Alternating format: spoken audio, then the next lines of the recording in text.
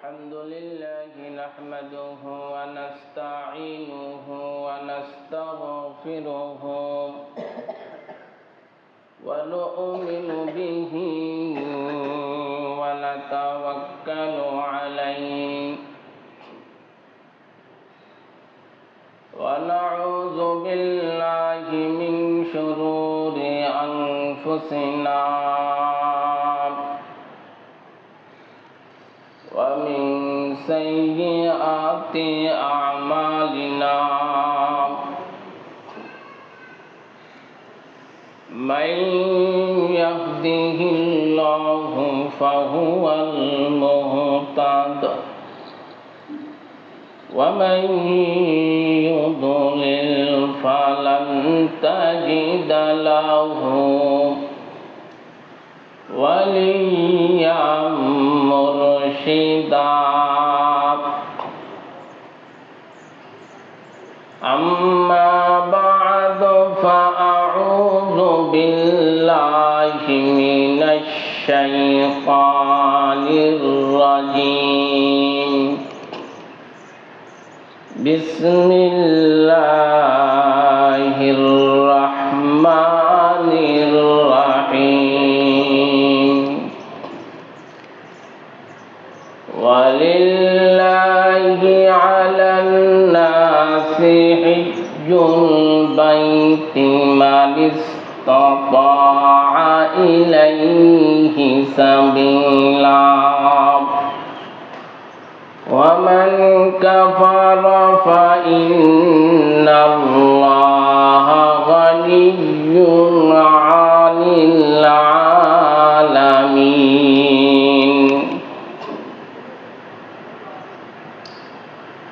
وقال النبي صلى الله عليه وسلم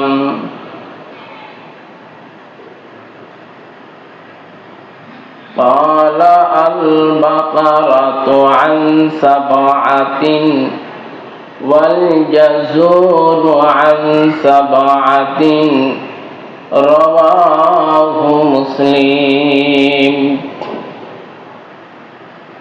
وقال حبيب شان من حج لله فلم يرفث ولم يفسق رجع كيوم ولدته أمه رواه البخاري أو كما قال عليه الصلاة والسلام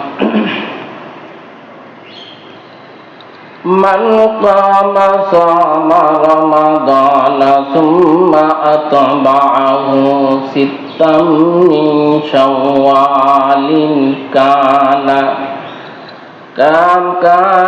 كصيام الدهر كله رواه مسلم سبحانك لا علم لنا إلا ما علمتنا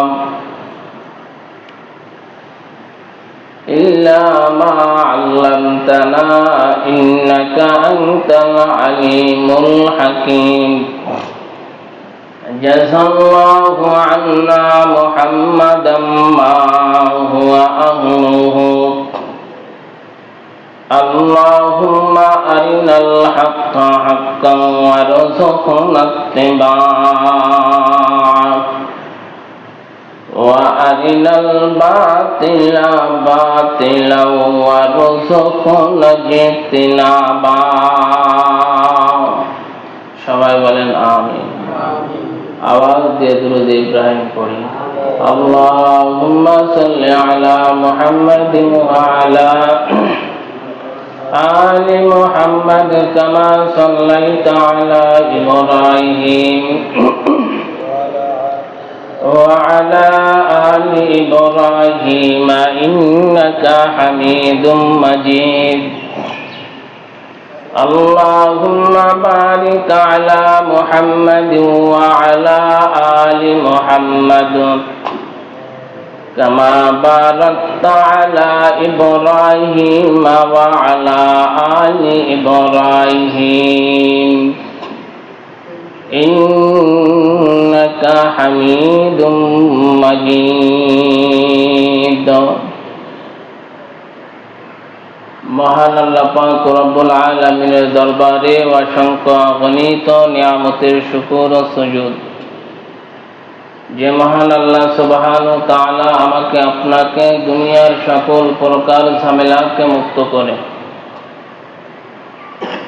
শাওয়াল মাসের প্রথম জুমায় মালিক আমাদেরকে সমস্ত গুনাহের আসবাব থেকে ফারাক করে আল্লাহর ঘর মসজিদে আল্লাহ সুবহানাহু ওয়া তাআলা আমাদেরকে আগে ভাগে আনছেন। ওই মালিকের দরবারে শুকরিয়া আদায় করি আলহামদুলিল্লাহ। যে মালিক আমাকে আপনাকে পুরো একটা মাস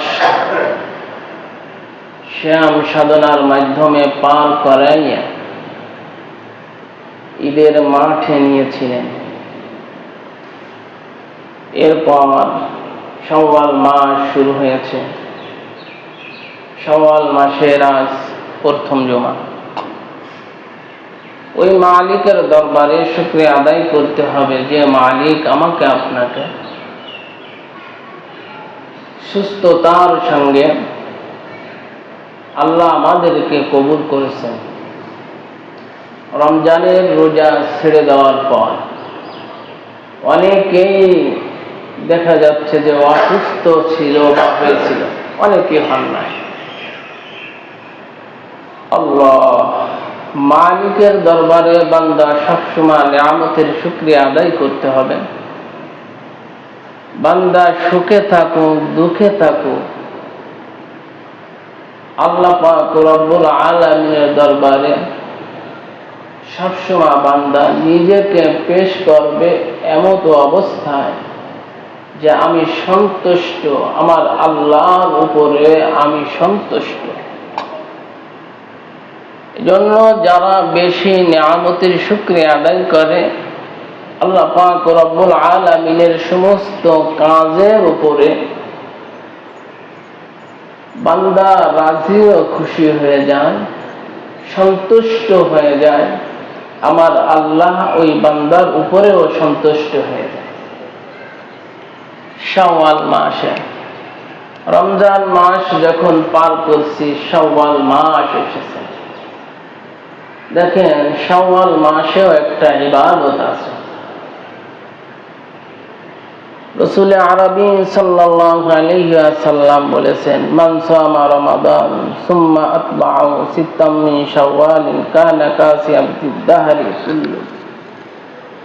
রাসূল আরবী সাল্লাল্লাহু আলাইহি ওয়াসাল্লাম বলেছেন, রমজান মাসে রোজা রাখার পর, কোন মাসে?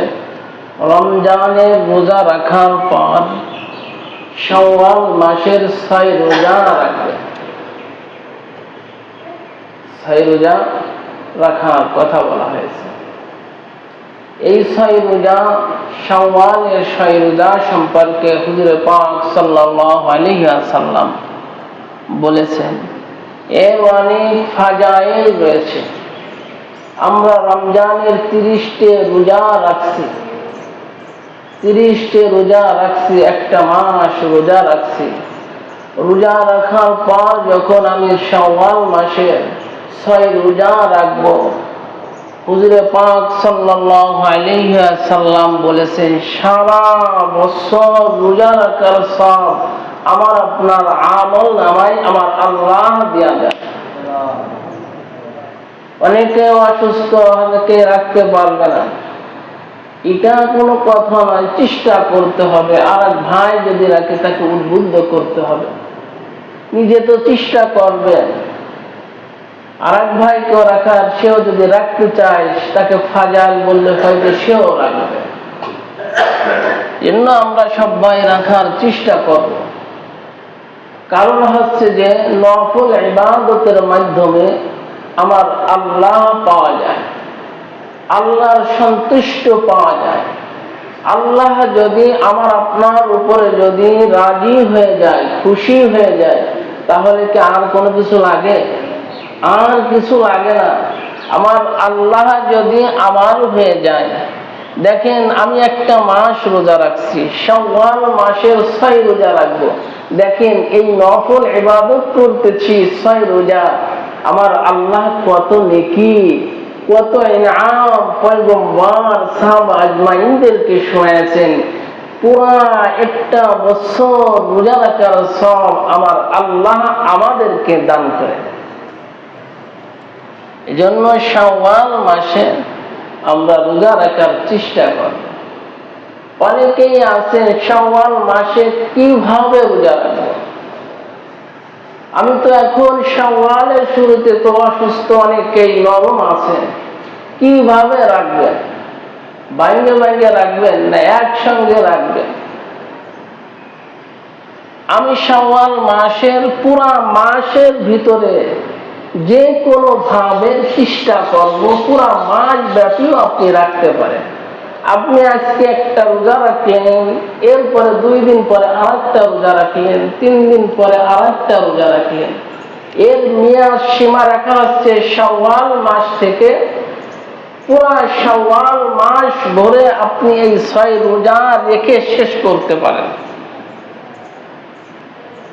হ্যাঁ, কথা আছে, যদি আপনার যদি একটা রোজা যে কোনো অসুস্থতার কারণে একটা রোজা আপনি ভেঙে দিয়েছেন, রাখতে পারেন নাই, আগে এই রোজাটা আপনার রাখতে হবে।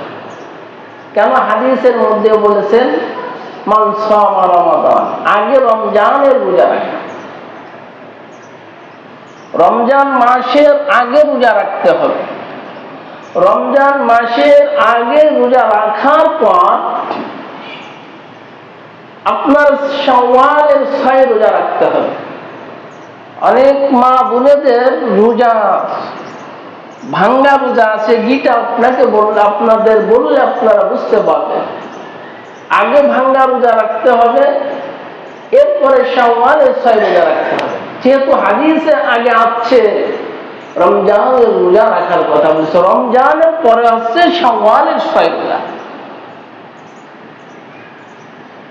এই জন্য রমজানের এই শাওয়ালের এই 6 রোজার উপরে আমরা আহমিয়াত দেখাইব, আমরা রাখার চেষ্টা করব। আমরা সবাই চেষ্টা করব যে রমজানের শেষ হয়েছে, শাওয়াল মাসের 6 রোজা আছে, 6 রোজা আমরা রাখি। দেখবেন আমি পুরা একটা মাস ব্যাপী যদি এই 6 রোজা আপনি দেখে নিতে পারবেন, রাখতে পারবেন, কোনো সমস্যা নেই।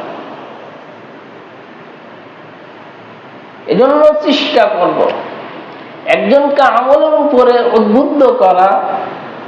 আমল আমি নিজে পারলাম না, আমি আরেক ভাইকে আমলের জন্য প্রস্তুত করা। দেখা যাচ্ছে যে সমপরিমাণ সব আল্লাহ আমাদেরকে দান করবেন। এজন্য আমি আরেক ভাই, আমি রাখতে পারছি না, অসুস্থ, শরীর নরম হয়ে গেছে, শরীর গরম হয়েছে, রাখার হিম্মত হারিয়ে ফেলছি। আমি আরেক ভাইকে একটু উদ্বুদ্ধ করি, ফাজাইল শোনায়, দেখবেন ওই ভাই হয়তো রাখবেন। এজন্য আমাদের সবার এই চেষ্টা করতে হবে। দেখা যাচ্ছে যে আমি তো লাগাতার একটা আমল করতে পারি না, সারা বছর আয়ামে 20, মাসে 3টে, প্রতি সোমবারে যে রোজাগুলো আছে আমরা তো অনেকেই রাখি আমরা রাখি না। এজন্য এই 6টা রোজা পরপর যদি আমরা রাখতে পারি, হয়তো আমার আমল সুন্দর হবে, আমার জিন্দেগি সুন্দর হবে, আমার নফসানিয়াত দূর হবে। এই নফসানিয়াত আমাকে রাখতে দিবে না। এক ভাই পুরো রমজান মাস হলে কি হয়, পুরো রমজান মাস সবাই রোজা রাখে, আমি রোজা রাখি। রমজান মাসের ছাড়া যদি আমি রোজা রাখি, সবাই খানা খাবে, বাড়ি সবাই খানা খাবে, সবাই আনন্দ করবে, আমার দ্বারা তো এই আনন্দ থেকে আমি মারুম হয়ে যাব। মুসলমান, এই মাহরুম থেকে মাহরুম নয়, আপনি দুনিয়ার ভালো খানার থেকে মাহরুম হইলেন। আল্লাহ পাক রব্বুল আলামিন পরলৌকিক জিন্দেগি আলমে বারজাখে আপনার জন্য রিজার্ভ করা রয়েছে, ভালো খানার রিজার্ভ। সুবহানাল্লাহ। এজন্য আমি আপনাদেরকে বলবো, আমার মুসাল্লি কিরামদেরকে বলবো, আরজ করব, আমরা সবাই 6 রোজা রাখার চেষ্টা করব। আল্লাহ পাক রব্বুল আলামিন রোজা যেমন ফরজ করেছে, ঈমান আনায়নের পরে ইন্নাল্লাযীনা আমানু, ঈমান আনায়নের পরে ওয়া আমিলুস সালিহাত, আপনি যে আমলে সালেহ করবেন, নেক আমল করবেন। আপনারা জানেন, আমি আপনাদেরকে শোনাইছিলাম, নামাজ যেমন বিধান আল্লাহর হুকুম, রোজা তেমন বিধান আল্লাহর হুকুম, পালন করতেই হবে। রোজা এরপরে হচ্ছে যে আপনার যাকাত, রোজা যেমন বিধান যাকাতও তেমন বিধান। অর্থ হইলে যাকাত দিতে হবে। অর্থ যখন আরো বেশি হবে, যখন অর্থ প্রাচুর্য আপনার হয়ে যাইতেছে, এমন সম্পদ আপনার কাছে স্তূপ মারা আছে, যে অর্থের কারণে আল্লাহর বিধান আপনাকে মক্কা মদিনায় যাওয়ার হুকুম আরোপ করেছেন, আল্লাহ হজে যেতে বলেছেন, ওই সময় আপনার হজে যাওয়া লাগবে। আপনারা মনে করেন, বলতে থাকেন যে হুজুর এখনো পর্যন্ত বয়স হয় নাই, এখনো পর্যন্ত সুযোগ হয় নাই, আমি যে একটু পশ্চিমীতে ঘুরে আসবো। অনেকে দোয়া চায় না, আমি একটু পশ্চিমে যাচ্ছি, বলেন কিনা? অনেকে মুরব্বীরা এই ভাষাগুলো ব্যবহার করে। এজন্য আমি আপনাদেরকে বুঝাতে চাই, আমার আল্লাহ যে বলছেন ওয়ালিল্লাহি আলান নাসি হিজ্জাল বাইতি, যে আমার আল্লাহর বিধান রয়েছে, আমার আল্লাহ যে বলছেন বান্দা, সমস্ত মাখলুক, যে সমস্ত মাখলুকের উপরে আমার আল্লাহর বিধান রয়েছে, ওমা খালাকতুল জিন্না ওয়াল ইনসা ইল্লা লিয়াবুদুন, যে মানুষ এবং জিন জাতিকে আমার মালিক, আমার সৃষ্টিকর্তা, আমার স্রষ্টা, আমার পাক পরওয়ারদিগারে আলম যে বিধান দিয়েছেন, এই আশরাফুল মাখলুকাত, এই মানুষকে আমার আল্লাহ যে বিধান দিয়েছে, অর্থ হইলে সমপরিমাণ অর্থের মালিক হইলে, মক্কা মদিনায় ঘুরে আসার মতন সম্পদ হলে তুমি মক্কা মদিনায় যে। হাদিসে পাকের মধ্যে আছে, আল্লাহ রাসূল সাল্লাল্লাহু আলাইহি ওয়াসাল্লাম বলেছেন, যার উপরে হজ ফরজিয়াত রয়েছে,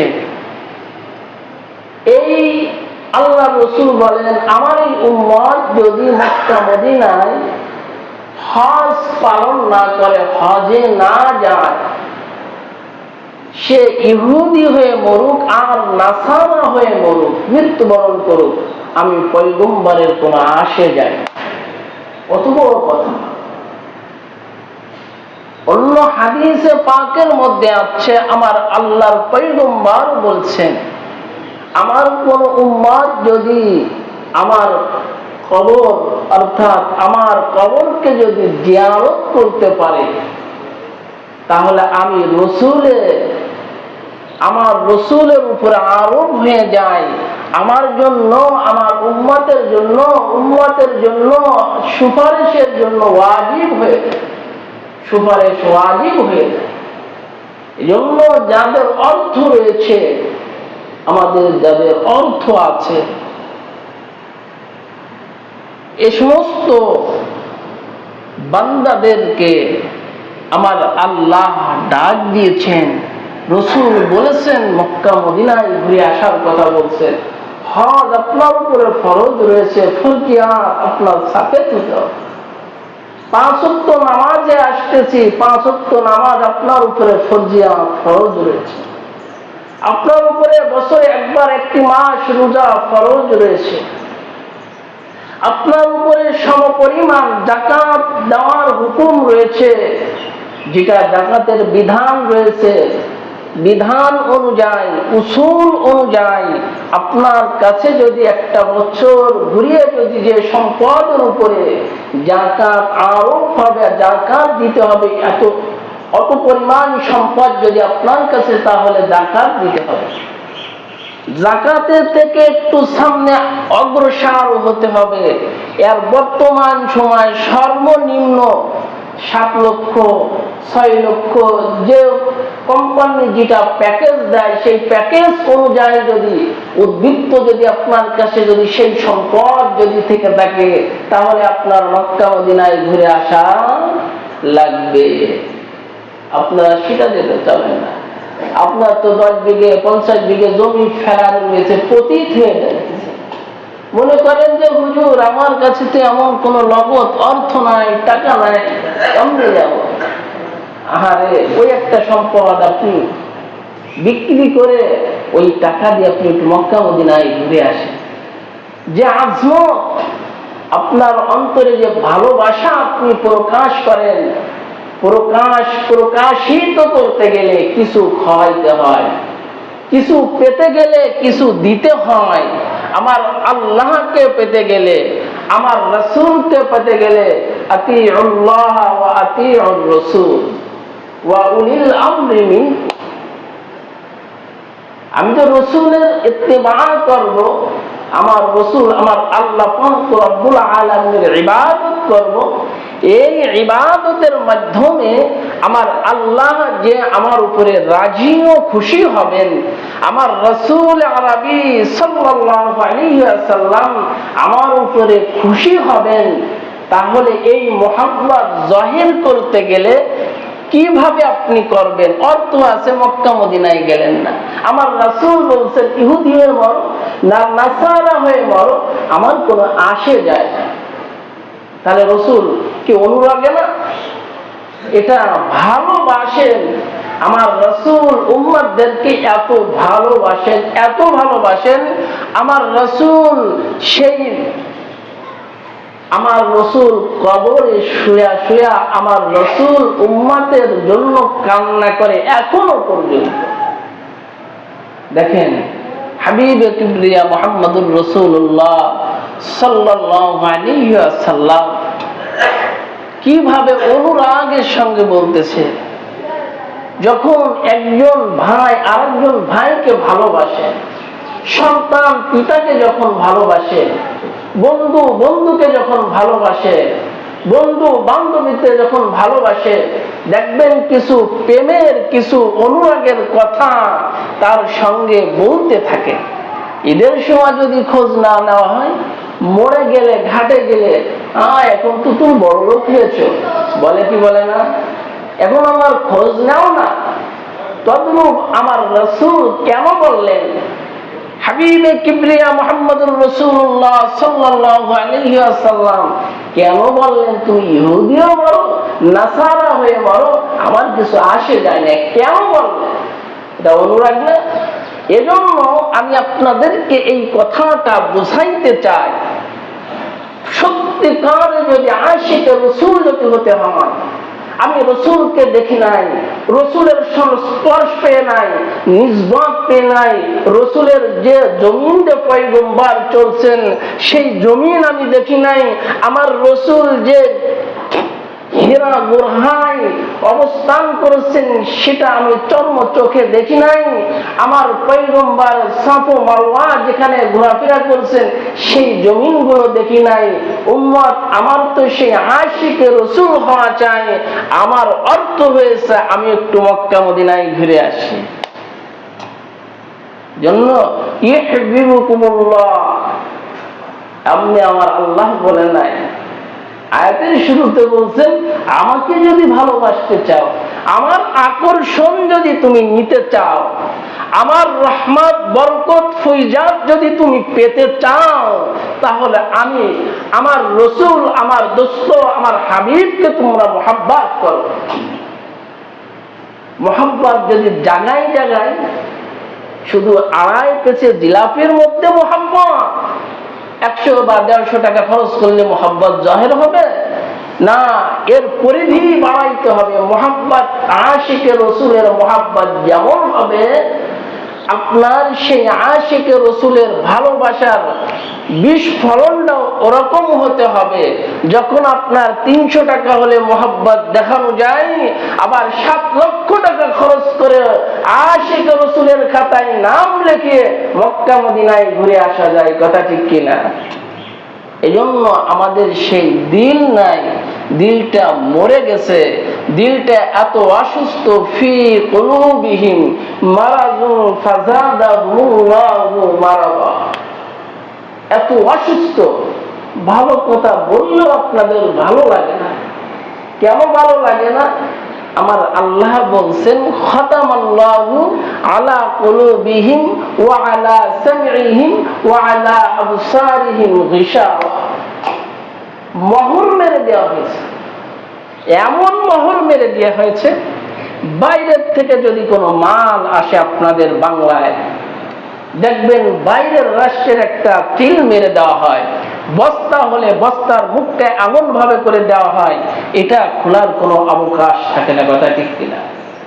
আপনি যদি এই যাদবপুর গ্রাম থেকে ঢাকায় একটা মাল পার্সেল করবেন, নিজে একটা প্যাকেট করা লাগে, কোম্পানি নিজে কোরিয়ানে পাঠাবেন, তার একটা প্যাকেট আছে, তার ভিতরে যে সুন্দর করে প্যাকেট করে আপনার কাছে আসে কি আছে না? আরে মুসলমান, এজন্য বুঝতে হবে, বুঝতে হারিয়ে গিয়েছে আপনার ভিতরে। আপনি দেখতেছেন না, পার্সেল আপনার কাছে আসছে, না খোলা পর্যন্ত, না ছেঁড়া পর্যন্ত বহনকারী বহন করে আপনার কাছে পৌঁছায়া দিল, না খোলা পর্যন্ত সেও জানে না কি পাঠিয়েছে, এও জানে না। উপরে লেখা যেটা ওটাই ঠিক আছে মুসলমান, আপনার দিলের ভিতরে যে আঁচ করবে, এফেক্ট হবে, এটা কলাম আপনি বুঝতে পারছেন না। আরে আমি মুসলমান না মুনাফিক, এই দুইটা এখনো পর্যন্ত ফারাক করতে, পৃথক করতে, ডিভাইডেড করতে এখনো পর্যন্ত আমার আপনার সেই চিন্তা, সেই পেরেশান নাই। আসেনি? কারণ হচ্ছে যে আপনার এই মুখে একরকম, দিলে আর এক রকম। কথা বোঝে না মনে হয়? কাটা কাটা কথা বলছে, এজন্য আমি অসুস্থ। তাই 2000 সেলাইন গেছে ঈদের দিন রাত্রে। মুসলমান বুঝতে হবে, আমরা যে আশিকে রাসূল, আমি এত কিছুই করলাম, আমার এত নিজেকে এত বিলীন করতেছি, কোন পথে করতেছি? আরে এই গাজীবাড়ি না হোক, এই যাদবপুরে একটা আপনি হিসাব মিলায় দেন, জরিপ করেন। জরিপটা আপনারা মুরব্বীরা আরো ভালো করতে পারে। যদি ইলেকশনের সময় হয়, চোখ বুঝে বলতে দিতে, ডাইন থেকে নিয়ে বাম দিকে মাথা নিতে নিতে বলতে পারে যে তুমি বাজার মেম্বার হয়ে গেছো। কথা বলে কিনা? আরে বোঝে না, কথা বুঝাইতে পারছি। ও কলাম জরিপ করে বলে দেয় যে তুমি মেম্বার হয়ে গেছো বাবা, কোনো টেনশন করা নাই, তুমি বাড়ি যাও। আর একজনের মনে করেন যে আর একজনে জিজ্ঞেস করে, চাচা একটু তুমি একটু চোখ বুঝে কদিন। আরে ওর কাছে কি এলহাম, অর্থাৎ এলকা হয়েছে নাকি, প্রকাশিত হয়ে গেছে নাকি? আরে সেই ভিতরে চোখটি খুলে গেছে না, দুনিয়ার নিজাম অনুযায়ী তার বিবেক বুদ্ধি খোলা রয়েছে, সে একটু চিন্তা করে সে বলে দিতে পারছে, বাজান তুমি মেম্বার। আর একজনকে বলতেছে তুমি মেম্বার হতে পারবে না। বলে কি বলে? আর আমি যে ইমানদার নাকি মুনাফিক, এই একটু জরিপ করে দেখেন। পুরা এই যাদবপুরের ভিতরে আপনি একটু জরিপ করে দেখেন, কয়জনের উপরে হজ আল্লাহর হুকুম, মক্কা মদিনায় যেতে হবে, কয়জনের আল্লাহ তার হুকুম তার উপর আরোপ হয়েছে, হুকুম এসে গিয়েছে, একটু চিন্তা করলে আপনি ফারাক করে, আপনিও জরিপ করে বলে দিতে পারবেন অমুক অমুক হজে চলে যাও, অমুক অমুক হজে চলে যাও, অমুক অমুক হজে চলে যাও। তোমার যাওয়ার দরকার নেই। আছে কি আছে না? এই টেনশন, এই পেরেশানি আপনার নাই। এজন্য আমি আপনাদেরকে বলবো, এখন থেকে নিয়াত করতে হবে আপনি বড় হজে যান আর উমরায় যান, উমরার সফরে যান আর বড় হজে যান। এখন থেকে নিয়ত করতে হবে, অঙ্গীকার করতে হবে, আয় আল্লাহ, আমি আজ থেকে নিয়ত করলাম, বাড়িতে একটা মাইটে বানালাম, 10 টাকা করে 500 টাকা করে আমি মাসে তুলে দেবো, আমি মক্কা মদিনায় না দেখায় তুমি আমাকে মৃত্যু দিও না। এরকম ইচ্ছা পোষণ করে, অঙ্গীকার করে যদি রেখে যদি আপনি পথ চলতে পারেন, হয়তো আল্লাহ সুবহানাহু ওয়া তাআলা ইন্নামাল আমালু বিন্নিয়াত, এই নিয়তের উপরে টেক লাগাইয়া আমার আল্লাহ আপনাকে মক্কা মদিনায় না দেখাইয়া একজন মুসলমান, যাদবপুরী একজন মুসলমান এই মহল্লাবাসীদেরকে বড় হজে না নিল, আল্লাহ এই উমরার সফর একজনকে কপাল থেকে মুছবে না। আল্লাহ সবাইকে মক্কা মদিনায় না দেখাইয়া দুনিয়ার থেকে নেবে না। সেই টেনশন তো নাই। আমি যা করে রেখে যাব, মরার সঙ্গে সঙ্গে ইদা মাতাল ইনসান, মৃত্যু হতে দেরি আছে, সন্তানেরা এই সম্পদ বন্টন করতে দেরি করবে না। করবে নাকি?